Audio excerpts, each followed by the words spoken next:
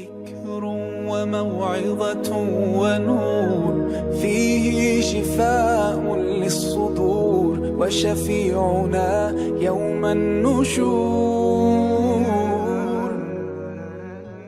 Adem Aleyhisselam yalnız Adem süpütü yaratıldı mı? Ya Allah Adem Aleyhisselam'ı bütün evlatlarının hemmini Adem Aleyhisselam'a mücessemlep, Adem Aleyhisselam'ın hücresi de bütün evlatlarının hücresi bağılıp, bütün insaniyetinin bir simvolu süpütü de kıyamet kıyamet da şekilde yarattı mı? Mesela biz Kur'an-ı Kerim'ini okuğa vaktimizde bunu cevap tapımız. وَلَقَدْ خَلَقْنَاكُمْ Biz silahını yarattık. وَصَوَّرْنَاكُمْ Silahını suret keltirdik. Andikin malaikelerge Adem'e secde kılanlardı doktavatdı. Silahını yarattık deb köplük şekilde hitap kılıp, silahını Adem suretiga keltirdik deb hitap kılıp, biz şeytanga Adem'e secde kılanlardı doktavatdı. Demek Adem Aleyhisselam'da hemmimiz yuşurulgan, hemmimizden hücresi Adem Aleyhisselam'ın badiyen gep.